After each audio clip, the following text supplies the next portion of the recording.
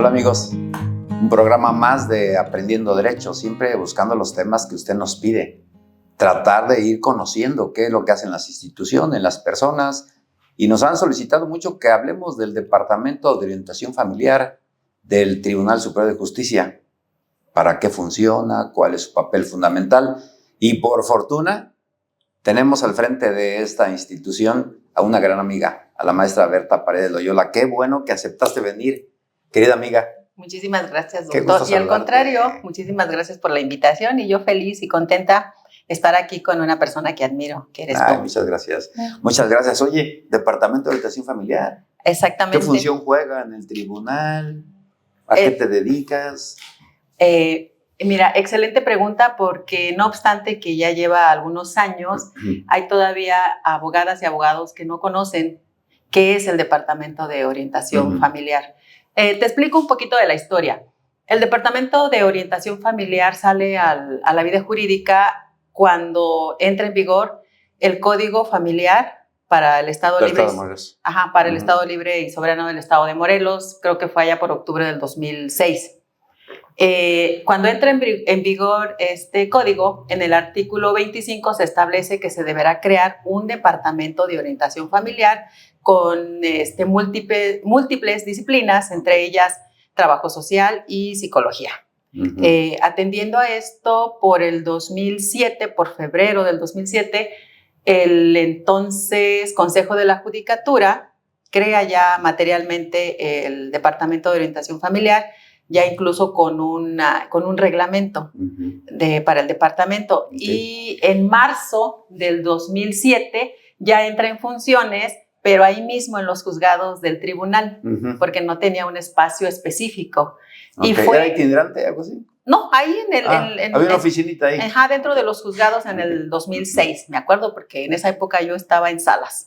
En salas, porque tú ya tenías un antecedente en el Tribunal Judicial de cuánto tiempo. Sí, o sea, en el 2006 yo entré a trabajar con un magistrado que ya son de los que ya no están, ya están en retiro. ¿Pero en el tribunal tienes del 2006 para acá? No, yo al tribunal entré en enero de 1997, o sea, ya cumplí los 28 años, me veo más grande, pero... Oye, yo pensé que sostenías de edad.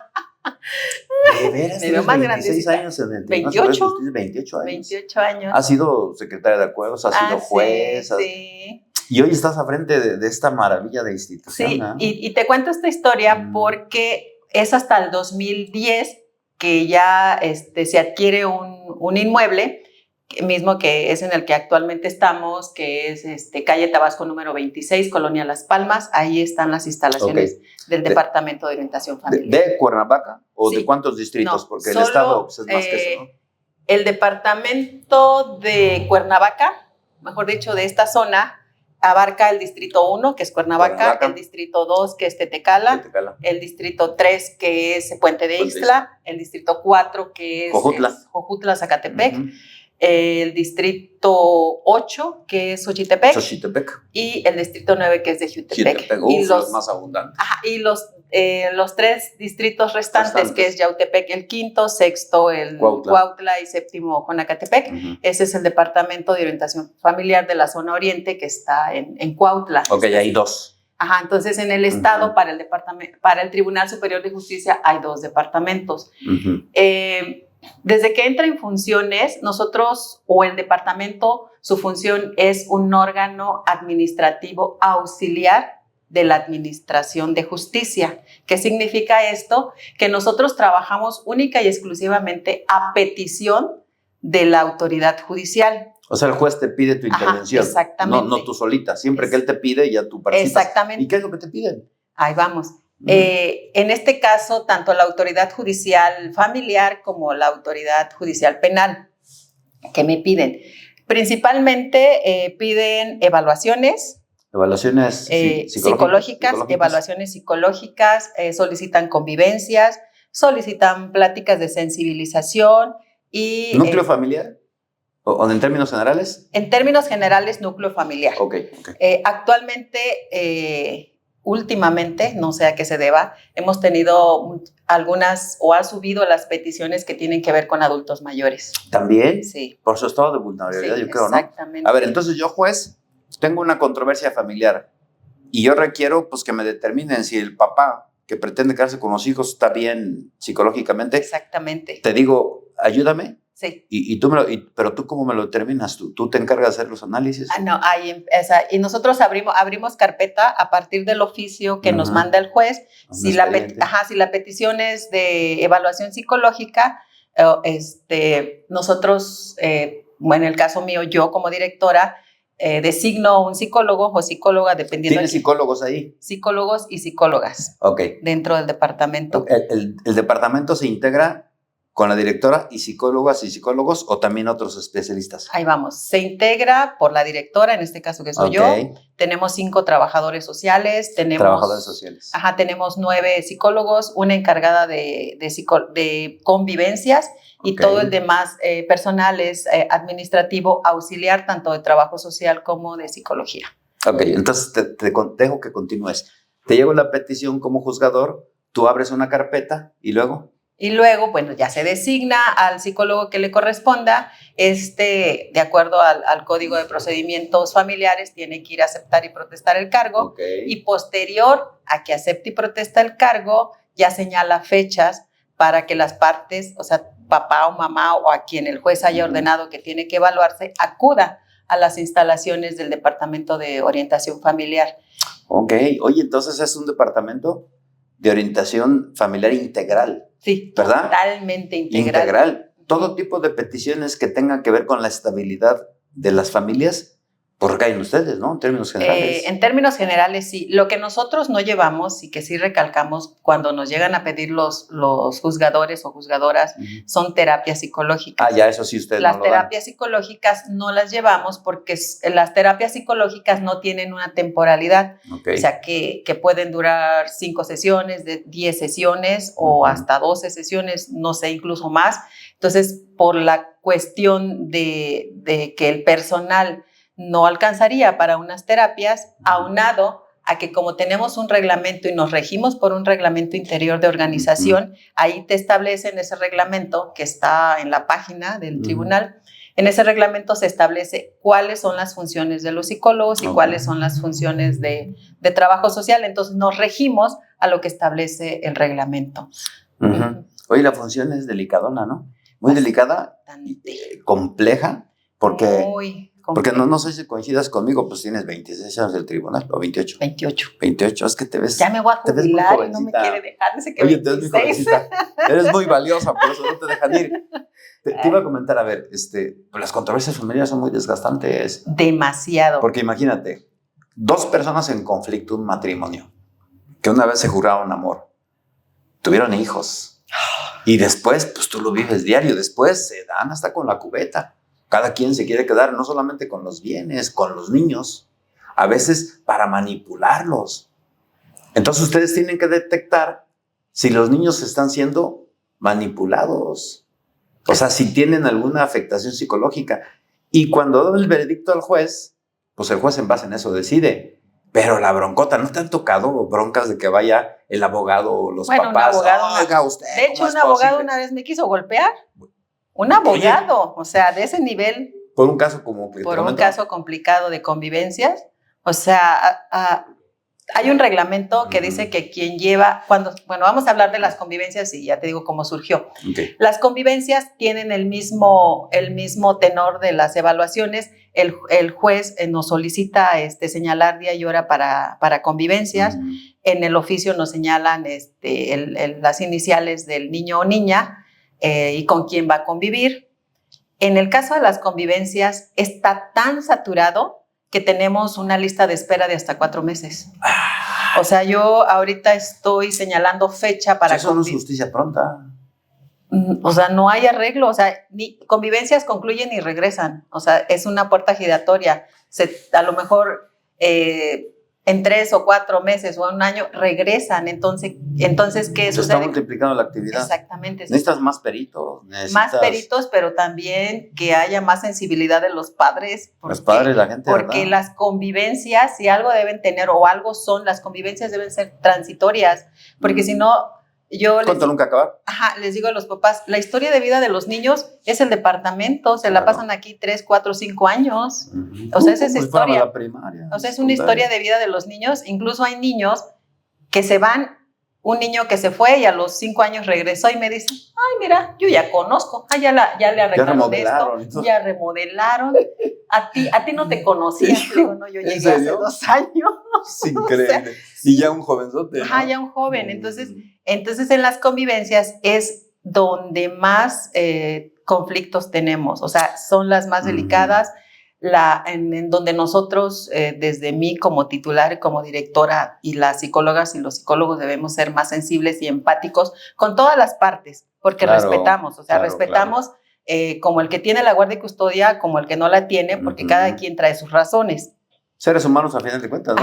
Cada quien tiene sus razones y nosotros lo que tenemos que hacer como departamento es cumplir con la orden del juez, que es lograr, porque a veces no se logra, la convivencia entre ese infante o esa infante con el papá o con la mamá. Entonces, hay ocasiones en que la psicóloga pues hace su trabajo de sensibilización, le explica cuando van por primera vez qué es el departamento, etcétera. Y hay niños que dicen simplemente, no paso. Y ya después de una sensibilización, pues tampoco los puedes obligar. Entonces ahí entra el conflicto. El papá que está adentro y dice, no, es que ustedes no hicieron su trabajo. Ustedes tienen la obligación de que mi hijo o mi hija conviva.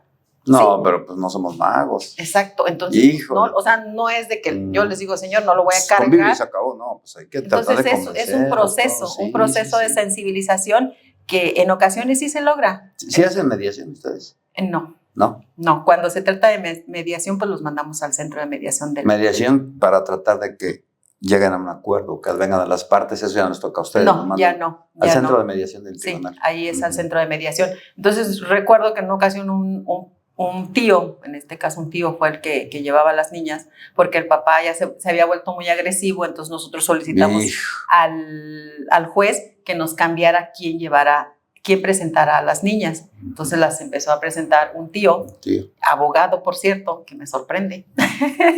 A veces somos más necios. Entonces me acuerdo que yo le decía, licenciado, usted se tiene que retirar mientras la psicóloga hace su labor de convencimiento. Claro. Si las niñas no entran, pues inmediatamente nosotros le llamamos y usted regresa. No, me dijo, pues usted no me va a decir qué voy a hacer. Y además el señor acá bien grandote. Y yo dije... Aprovechado su estatura. No, pero bien agresivo. O sea, agresivo, así de esas que así dices. Como... Qué bárbaro. Oye, si los abogados tenemos que ser facilitadores. Exacto. No complicadores. Y dice, no, y para la otra traigo a la Fiscalía Anticorrupción. Le digo, licenciado, usted es abogado y usted está en su derecho de hacer lo que considere. Entonces, ante esa situación también solicitamos a la jueza en ese entonces que nos cambiara de persona que llevaba a las niñas. Y entonces empezó a presentarlas la abuela. ¿Qué sucede? Porque no son los únicos. O sea, hay más personas, hay más convivientes, más usuarias y usuarios que si están viendo este tipo de violencia, pues nos genera conflicto a todas y a todos. Pues claro. ¿No?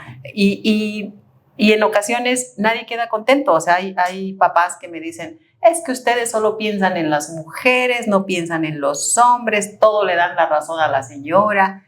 Le digo, no, señor, o sea, no es por ahí. Nosotros lo único que tenemos es estar supervisando las convivencias, en este caso las psicólogas, y si la psicóloga de lo que está observando dice que todavía no hay esa vinculación, todavía no hay ese acercamiento real entre papá e hijos o mamá e hijos, pues eso es lo que va a informar. ¿Por qué? Porque el siguiente paso es que las convivencias ya no sean supervisadas, sino de entrega-recepción. Nosotros solamente... Entrega-recepción es llévatelo y luego lo regresas. Nosotros solamente supervisamos la entrega en el departamento, te lo llevas 5 horas y me lo regresas. Ok. Y ya se lo regresamos a quien tiene la guardia y custodia.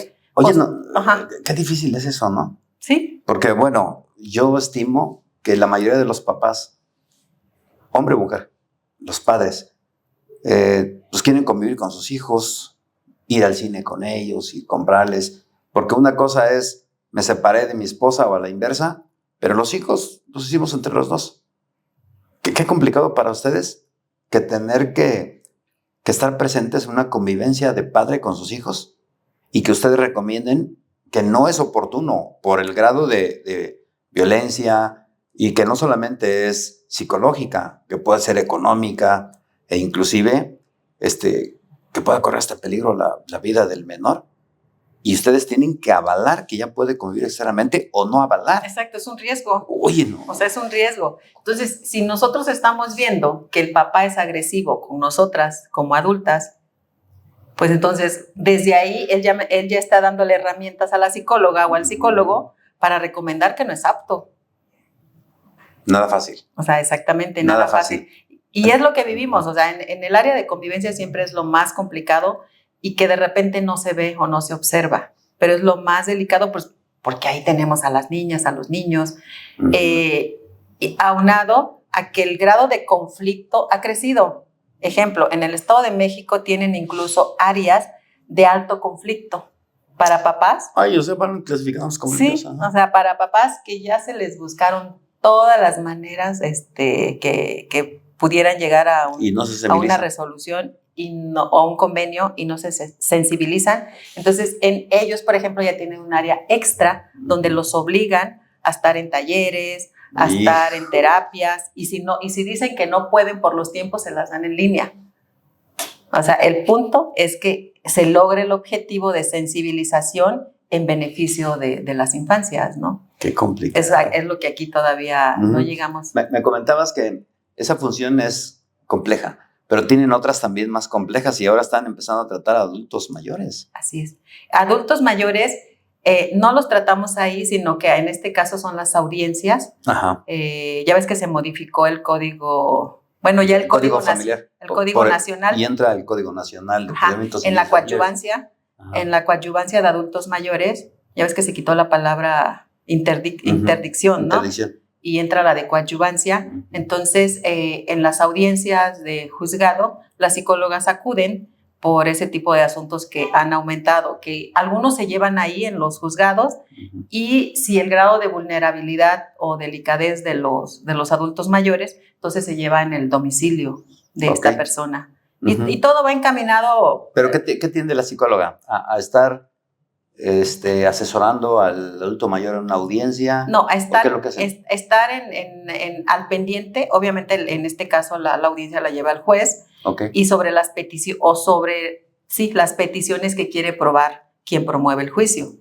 O sea, yo que quiero probar como abogado en relación a este adulto mayor, y el psicólogo, atendiendo a sus funciones, les hace preguntas en circunstancias de tiempo, modo y lugar, cuáles, si contesta bien su nombre, si saben qué fecha estamos, cosas básicas, ¿no? Y de ahí va partiendo a cosas más difíciles. Y sobre eso detectar la condición psicológica. Para determinar que una persona está apta o no para tomar algunas decisiones. Exactamente. Claro que pues ahí yo considero que no solo es la cuestión psicológica, también tiene que ir la cuestión médica y de psiquiatría. Así es. Tiene que haber otras. En materia penal, les piden a ustedes que vaya un psicólogo que esté asistiendo a un menor de edad, que está sujeto a un interrogatorio, por ejemplo. Sí. Es común que los llamen, eso dice el Código Nacional de Procedimientos Penales. Sí. Nosotros atendemos las audiencias de juicio oral penales. Penal. Tanto para niñas o niños que están sujetos al procedimiento, efectivamente en interrogatorios, o para personas vulnerables por delitos de alto impacto, podría ser un secuestro, homicidios, que estaríamos hablando de víctimas indirectas. Entonces son personas vulnerables y ahí es donde acude el psicólogo a darles la contención. Contención, esa es la palabra, ¿no? La contención necesaria. Incluso puede haber audiencias en que les hagan 5 o 6 preguntas o una y la persona se ponga mal. El juez, el psicólogo recomienda al juez que se detenga la audiencia. Que se detenga o que nos haga una pregunta, ¿no? También. Esa pregunta no se le puede hacer porque puede traer una alteración. O da una sugerencia y pues al final el que resuelve es el juez. Es el juez. Eso es en materia penal. Pero también, otra cosa, nosotros también llevamos evaluaciones a personas privadas de la libertad cuando están en conflicto, en un juicio. ¿Pero están en conflicto cómo? A ver, explícame. Sí, o sea, cuando llevan un procedimiento penal. Sí, llevan un procedimiento penal. ¿Y cómo es su participación? Fíjate que eso yo ni sabía. Sí, haz de cuenta, tenemos una demanda donde a lo mejor el que está privado de la libertad es el papá y la mamá demanda la guardia y custodia o incluso la pérdida de la patria potestad. O sea, procedimientos familiares, pero que alguien está privado de su libertad. Exactamente. Okay. Entonces, cuando que por lo general es la pérdida de la patria potestad, entonces se solicitan evaluaciones y yo lo que hago, el tiempo que yo estuve en Atlacholoaya como administradora. Pero no adentro. No, como administradora de los juicios. Sí, de los para juzgados, aclarar. De los juzgados. Sí. Exacto. Ahí entendí que pues hay que darles la protección a los psicólogos. Entonces, yo lo que pido cuando se va a llevar a cabo una evaluación a alguien privado de la libertad, no que sea en el penal como tal, sino yo pido el auxilio de la administradora para que los traigan del penal una sala, ¿no? a una sala de audiencias. Mejor, más digno. Exactamente, y con la protección obviamente de las personas autorizadas para ello, y ahí es donde se lleva a cabo la evaluación y se aplica igual para todas, una entrevista, pruebas que se les aplican, ya sea que se termine en un solo día o se necesita otra fecha y ya se emite el dictamen. También ha sucedido en casos de personas privadas cuando ambos están privados de la libertad, papá y mamá, y entonces quien quiere la guardia y custodia legal es el abuelo, son los abuelos. Tío, primo. Exactamente. Esto es complicado porque seguramente tú lo has vivido, pero pues quien está privado de su libertad no tiene posibilidades de moverse.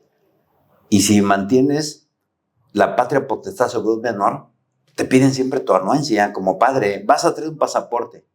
Pues sí, ¿cómo va el papá? Relaciones exteriores, está privado de su libertad.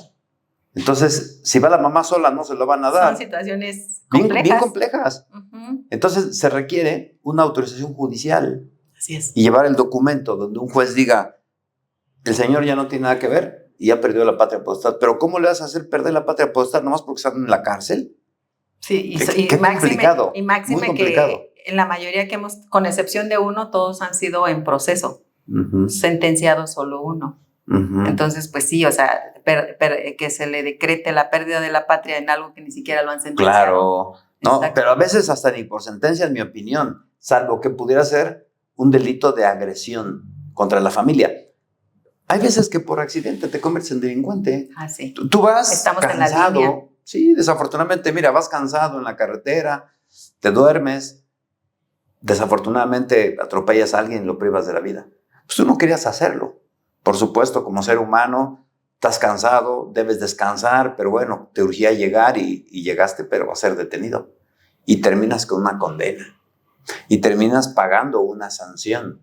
Y por eso te quitan la patria potestad, además. Sí, yo también considero que no es suficiente. Es como un ejemplo, cambiando de tema, si nos fuéramos a trabajo social, no le puedes quitar la guardia y custodia a un papá porque tenga menos recursos económicos que la mamá o al revés, tampoco no es suficiente. También porque dice que don dinero juega un rol importante ahí. Pero no es suficiente. Porque por lo menos el departamento de ustedes nada tiene que eso, ¿no? O sea, como nosotros no valoramos, nosotros en trabajo social pues salen los especialistas al domicilio, llevan a cabo la investigación de la casa, el estudio socioeconómico, las condiciones de la casa, y eso se informa al juez para que pues, junto con esas pruebas y todo el cúmulo de pruebas del expediente, al final de cuentas el juez emita su decisión final. Tenemos una situación ahí compleja. Yo estuve tomando un curso de unos psicólogos españoles que son adscritos a los juzgados de España, y ellos decían que lo que los psicólogos y los trabajadores emiten es una prueba más. O sea, al final de cuentas es una prueba más que debe estar valorada integral con otras, ¿no? Exactamente, que debe estar valorada de forma integral con todas las pruebas que hay en el expediente, y no solamente tomar en cuenta lo que dice el dictamen, si la persona no es apta, pero a lo mejor hay otras circunstancias por las que no es apta, no sé. Claro. Sobre todo para no caer, es decir, es que en la conclusión de psicología dice esto, pero si todo el cúmulo de pruebas te ayuda a que efectivamente la conclusión psicológica sea suficiente, o sea, ya concatenada de forma integral, como dices, pues sí, pero si nada más decir que es lo que se establece en el trabajo social y en la psicología no es suficiente. No es suficiente. Hay que abordar otros medios de prueba que concatenados den el mismo resultado. Así es. Solamente ustedes atienden peticiones de un juez. Así es. O de una autoridad. Los particulares no pueden ir por ustedes. No. Por lo tanto, ustedes no cobran a la sociedad sus servicios. Ese es algo muy importante. El servicio de todo el Departamento de Orientación Familiar es totalmente gratuito. Ok, ni mochadas ni nada. Ni refrescos recibimos. A ustedes les paga el Tribunal Superior de Justicia. Sí, o sea, todos son empleados del Tribunal Superior de Justicia. Así es, somos empleados y por mucho trabajo que tengamos es nuestro trabajo y es nuestra obligación dar el servicio. Eso. Es importante para que no se deje engañar. Así es. De que hoy es que me están cobrando. No, el Departamento de Orientación Familiar es gratuito y lo paga el tribunal porque es personal del propio tribunal. Así es. Ay, maestra, gracias. Hasta nos dejas con las ganas de seguir platicando. Es importantísimo la fusión. Sí, es un tema que a mí me apasiona muchísimo. Hoy ustedes enderezan la convivencia social. Pues eso es muy importante. Buscamos y sobre todo siempre se nos ha pedido que seamos sensibles y empáticos con los usuarios y las usuarias porque ninguna va por gusto. Gracias, querida maestra. Así es. Gracias, qué bueno que viniste. Gracias. Me da mucho gusto. Gracias. ¿Vas a aceptar si te invito otra vez? Sí, por supuesto. Ya quedamos, ¿eh? Yo dispuesta. Ya quedamos, ya usted escuchó. Hay testigos. Muchas gracias por acompañarnos a esta edición más de Aprendiendo Derecho y recuerde que por usted hacemos estos programas. Hasta la próxima.